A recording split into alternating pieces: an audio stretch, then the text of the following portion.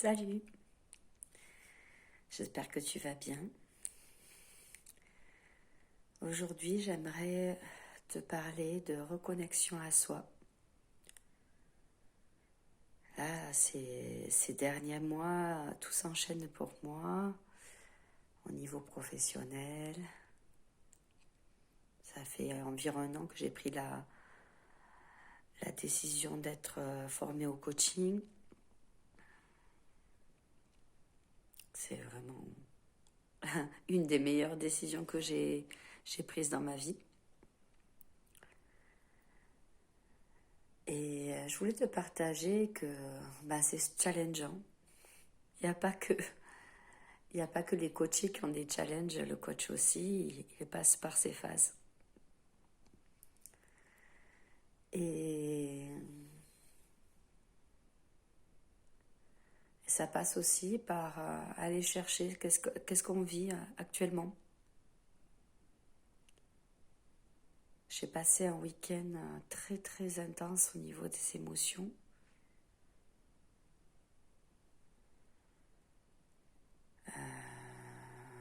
Voilà, le samedi, j'ai passé toute la journée à aller explorer des blocages émotionnels chez moi, chez les autres. Pour l'instant, je ne peux pas en dire plus. Je l'ai fait en couple, ce qui était super expérience. Et hier, je savais, j'avais été mise en garde que sans doute ça allait bouger au niveau des enfants. Et ça n'a pas loupé.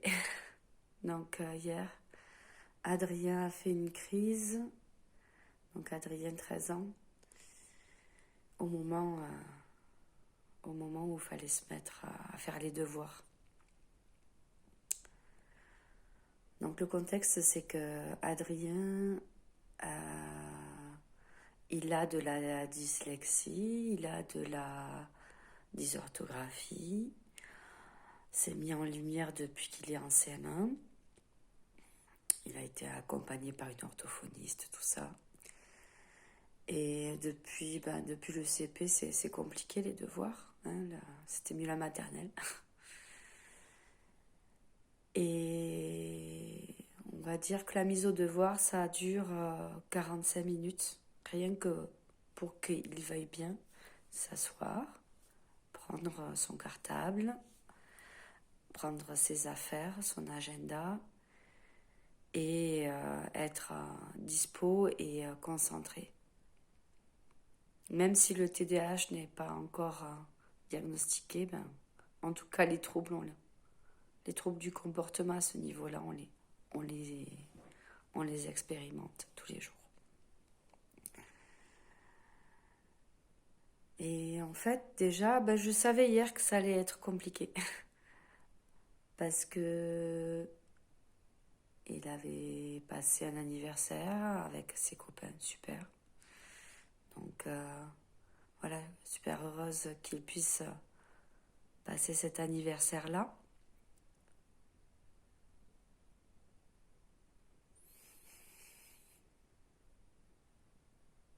Mais il est revenu très perturbé, comme l'anniversaire précédent.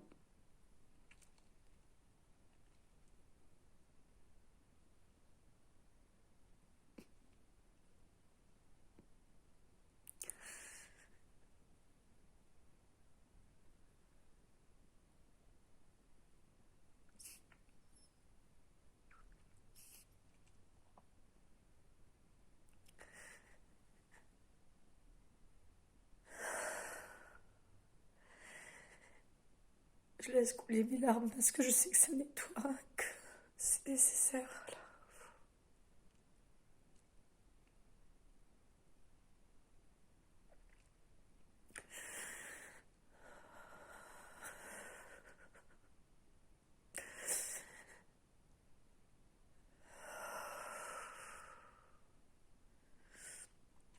Et en tant que maman, j'ai beaucoup de mal. J'ai beaucoup de mal à accueillir que il a eu un anniversaire et qui revienne si triste.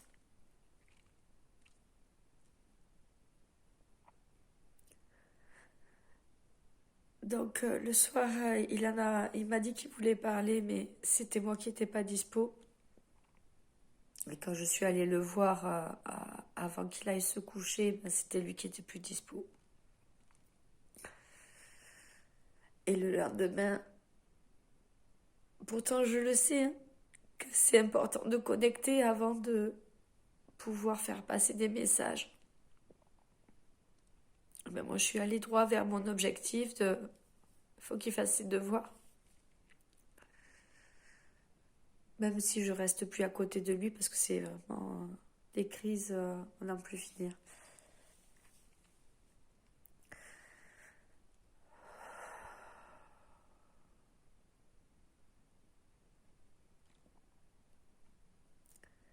Et donc, moi, je prends ses cahiers, je lui dis, ben voilà, on va voir, Adrien, comment tu peux t'organiser. Donc, ok, tu as un devoir surveillé demain, donc ça c'est important, tu as un contrôle jeudi d'histoire, et tu as pas mal d'exos de maths à faire. Donc, voilà, c'était, ce sont des objectifs. Et donc, par quoi tu veux commencer, etc. Mais bon, il n'y avait rien à faire. Il est allongé sur son lit. Il voulait pas. Et puis, je sentais que ça montait. Et donc, on a commencé à parler de l'anniversaire, de qu'est-ce qui s'est passé. Voilà.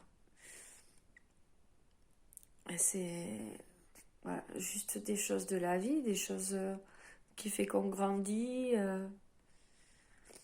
Voilà, les relations amicales qui évoluent, à l'adolescence, les contacts entre copains qui changent, c'est plutôt chambré. Et lui, le sens de l'humour, il n'a pas. Donc, il perçoit tout comme une attaque.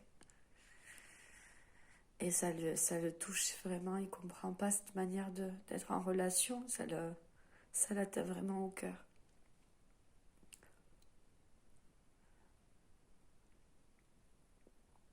Et donc, une fois qu'il avait pu extérioriser ça et que voilà qu'on en parle,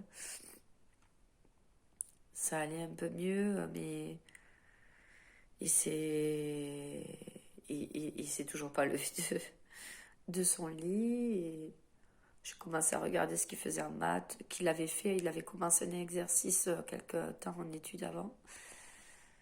Et bon, je lui dis, ben voilà, là, il y a ces notions-là à revoir. Et puis il s'est énervé parce que ça lui plaît pas qu'on pointe ce qu'il a à faire. Ça lui plaît pas voilà, que je m'oppose et que je m'oppose à cette fuite qu'il a de ne pas vouloir faire ses devoirs. Parce que là, son cerveau, en fait, il est tellement occupé par gérer les émotions qu'il n'est plus en matière, il n'est plus en capacité de réfléchir, en fait. Et donc bon, ça c'est fini que bah, j'ai perdu patience, je me suis énervée. Et je lui ai dit, écoute là, ça fait 3/4 d'heure, même plus, que je passe avec toi. Là, ça me fait vraiment cette attitude de, de nonchalance et de rejet, d'opposition. Ça me donne, ça fait vraiment monter la colère chez moi. Et je vais prendre un mouchoir.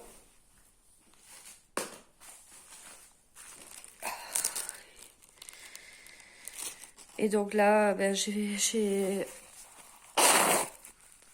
demandé à son père de prendre le relais.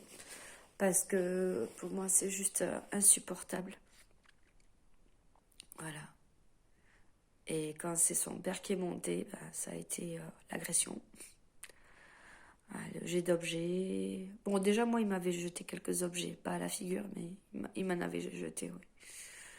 Jet d'objets, balancé des panières de linge pliées, renversées. S'il avait pu nous taper, il l'aurait fait. Voilà. Le quotidien d'un parent d'enfant opposant.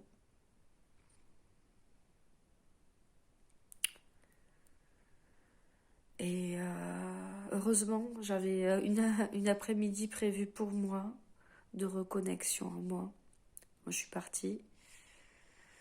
Et sur le trajet, j'ai pleuré. Ça m'a fait du bien. Ça libère les hormones de stress. Enfin, ça évacue, je veux dire. Ça permet d'évacuer le stress, de pleurer. Donc c'est pour ça, c'est bien. Moi, j'ai pas de honte à pleurer.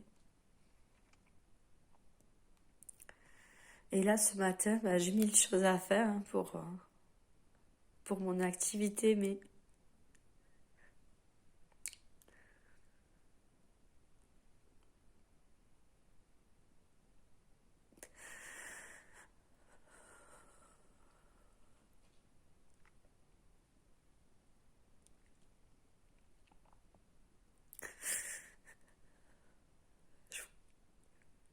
je voulais juste partager que mon cœur est gros de chagrin.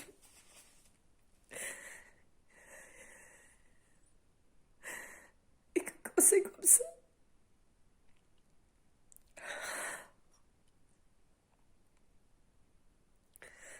comme ça, on peut pas se mettre au travail. Quand c'est comme ça,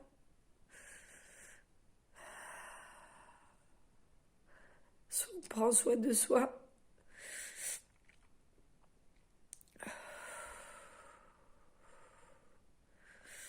soit on tait, on cache. Et puis, ça crée une douleur qui s'imprime. Voilà. Donc, je partage cette expérience-là pour que, si ça vous arrive, prenez soin de vous. Pour aussi, donc en un, prendre soin de soi. Quand on n'est pas d'attaque, eh bien, confier à une autre personne, ou si on est seul, eh ben, passer à, tant pis, s'y prendre à un autre moment. En deux, quand l'enfant est dans cet état émotionnel de crise, il ne va pas raisonner. Il ne peut pas raisonner. Et si ça nous atteint à nous, si la colère monte parce que c'est plus fort que nous, parce qu'on n'a pas pris le temps d'écouter cette colère qui montait et de réagir, parce qu'on peut réagir avant qu'elle monte vraiment et qu'elle nous empêche de réfléchir. Et dans ce cas-là, c'est mettre le masque à oxygène. Comme un avion, on dit, les hôtesses disent, comme vous avez des enfants, vous mettez d'abord votre masque à oxygène et après vous mettez celui à vos enfants. Parce que si vous ne le mettez pas et que vous êtes tombé dans les pommes, eh bien, vos enfants, ils pourront mourir en fait. Que si d'abord vous prenez votre bouffée d'oxygène, vous serez en capacité de les aider. Voilà. Allez, salut.